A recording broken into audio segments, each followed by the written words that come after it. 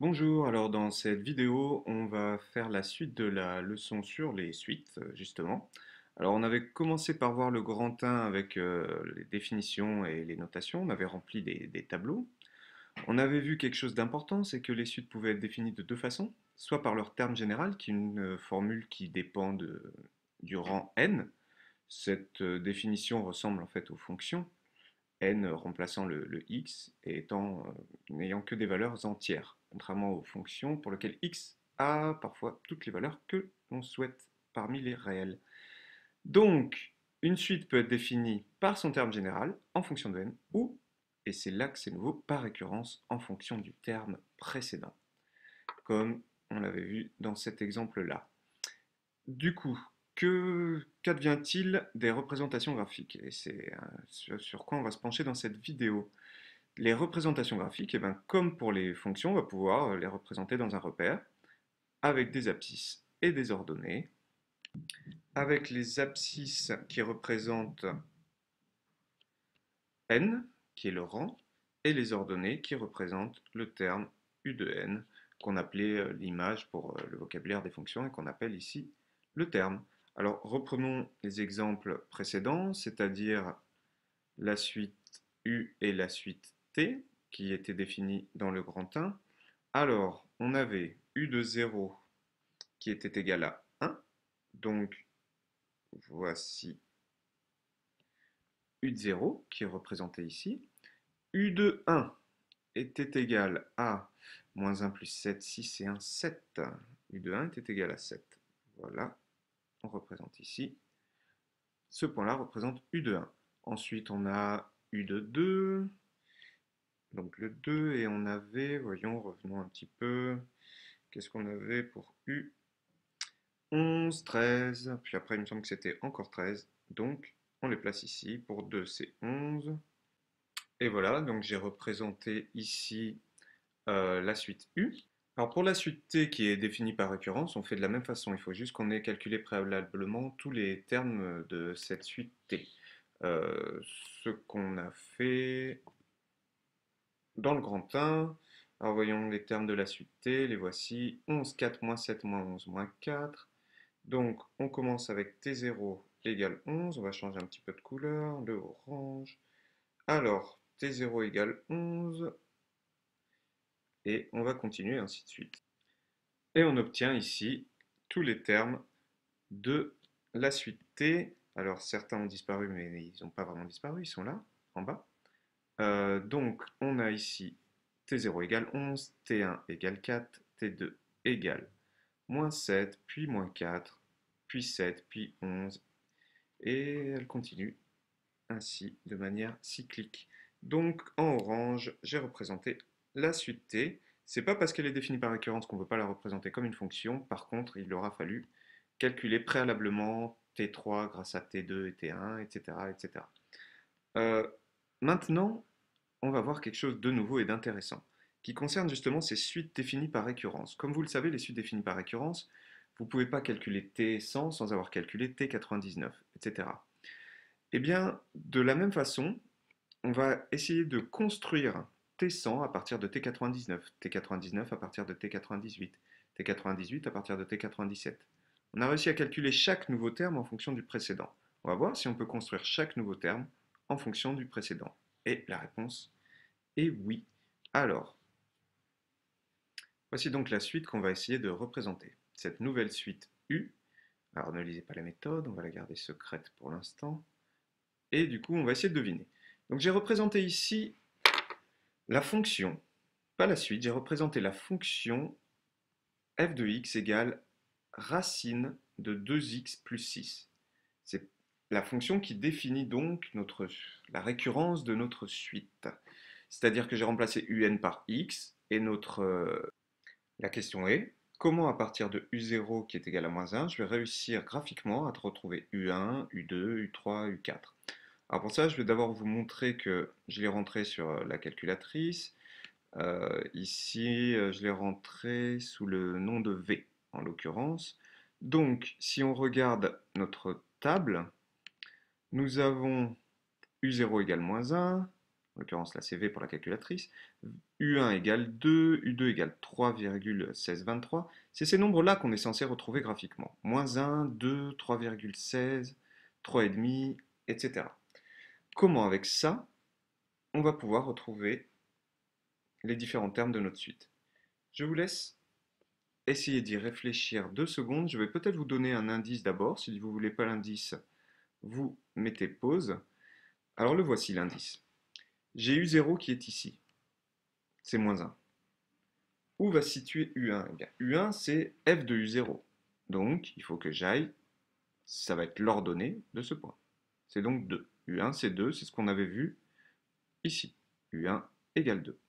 Donc, j'ai réussi à le trouver graphiquement. U1 égale 2. Mais ça ne m'arrange pas. Ça ne m'arrange pas parce que je l'ai en ordonnée et moi je veux avoir représenté tous mes U1, U2, U3, etc. Je veux tous les avoir représentés ici en abscisse. Alors, essayez de voir une méthode pour pouvoir représenter ça grâce à cette droite-là. Alors, est-ce que vous avez trouvé? Eh bien, tout ce qui est déterminant ici, c'est ce segment-là. En effet, grâce à cette droite d'équation y égale x, je vais pouvoir déplacer tous mes nombres, toutes mes ordonnées ici, je vais pouvoir les mettre en abscisse, puisque sur cette droite, toutes les abscisses et toutes les ordonnées sont égales. Donc ce point d'ordonnée 2, il suffit juste que je prolonge ici et que je projette là, et je vais avoir mon 2 ici. C'est ce qui m'est donné normalement par ce segment-là. Et donc là, j'ai mon U1 qui est 2. Donc j'ai mon U0 qui est moins 1 ici, j'ai mon U1 qui est 2 là, et c'est l'abscisse de mon point I. Ensuite, je vous laisse essayer de continuer. Alors du coup, on va continuer. Je veux mon U2, qui est égal à 3,16 et quelque chose. Je veux mon U2. J'ai mon U1 ici qui est ce 2 là. J'ai mon U1 qui est ce 2. Comment je fais pour avoir U2? Ben, c'est f de U1. Donc il faut que je remonte sur ma fonction f. Je remonte donc sur ma fonction f grâce à ce segment-là.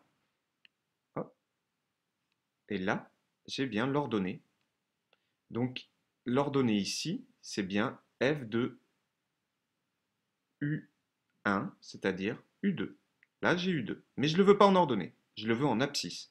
Alors plutôt que de le projeter là sur l'axe des ordonnées, je le veux en abscisse, donc je vais utiliser cette droite-là qui va me ramener à mon 3,16 ici. Plutôt que de lire le 3,16 ici, je vais pouvoir lire le 3,16 là en abscisse. Et c'est ce qui m'est donné par le segment suivant. Hop, le voici. Et du coup, je me rabats ici et j'ai bien mon 3,16. C'est mon point J. Le voilà, 3,16. Il n'y a rien qui ne s'invente. Donc, c'est l'abscisse de mon point I, 3,16. Et on réfléchit. Maintenant, j'ai U2. Je veux U3. U3, c'est égal à F de U2.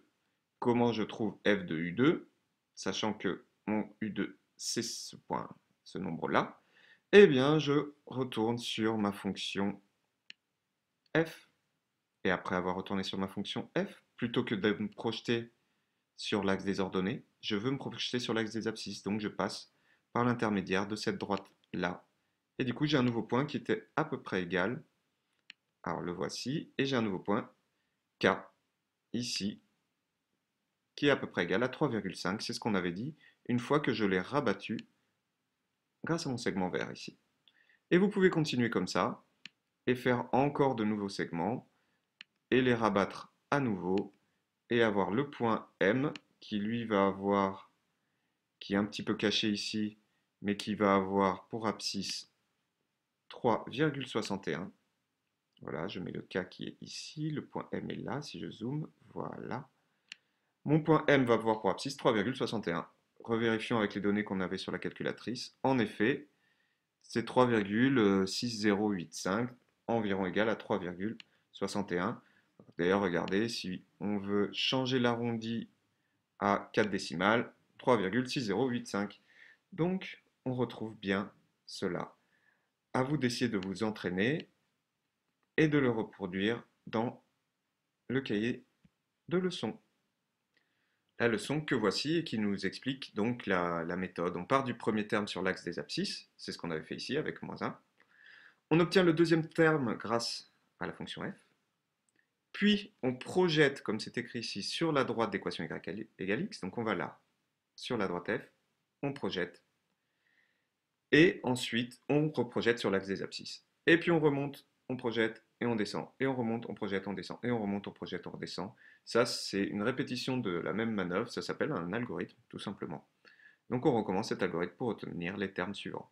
Évidemment, ça ressemble en rien à ce que vous obteniez si jamais, vous voyez ça là, ça ne ressemble en rien. Vos U0 ici est là, U1 est là, U2 est là, U3 est là, U4 est là, puis ils vont continuer ainsi. Ça ne ressemble pas à ce que vous auriez obtenu si vous avez représenté ça comme une fonction. En effet, si c'est représenté comme une fonction, vous avez vos rangs ici, et pas vos termes, vous avez vos n, et là vous avez vos un. Donc ça c'est U1 qui est égal à -1, U0 pardon, qui est égal à -1, U1 qui est égal à 2, U3 qui est égal à 3,15, U4 qui est égal à 3,5, U5 3,6, et tout se lit sur l'axe des ordonnées. Contrairement à cette méthode qu'on appelle la méthode en escalier qui se lit sur l'axe des abscisses. Ça a du sens que ça s'appelle la méthode en escalier. Le voilà, notre escalier.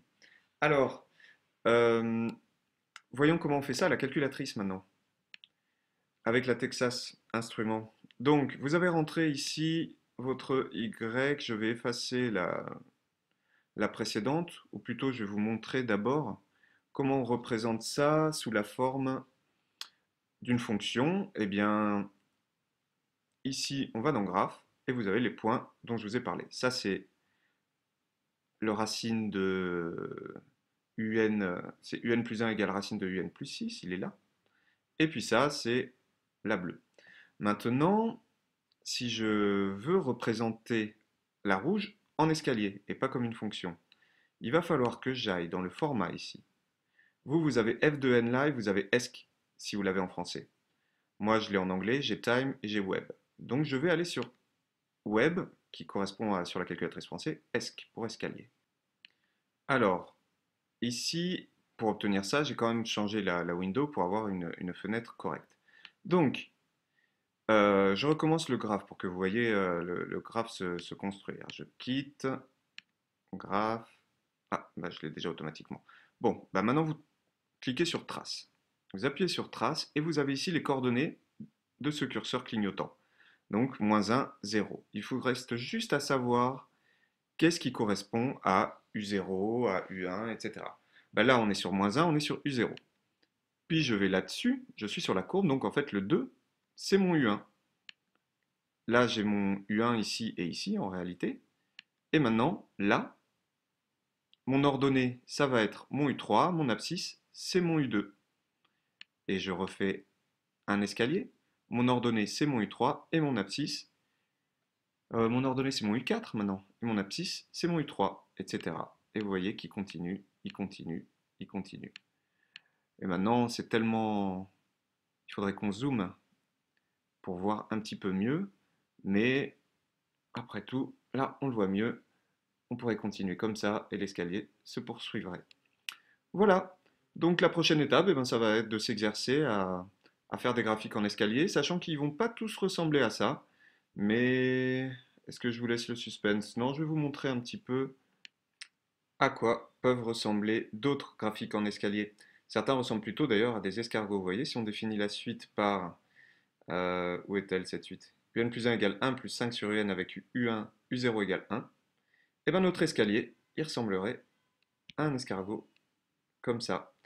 Ou alors, on pourrait avoir ici un escalier, mais qui au lieu d'avoir des marges de plus en plus petites, aura des marges de plus en plus grandes. Je vous laisse pratiquer cela. Et à la prochaine fois.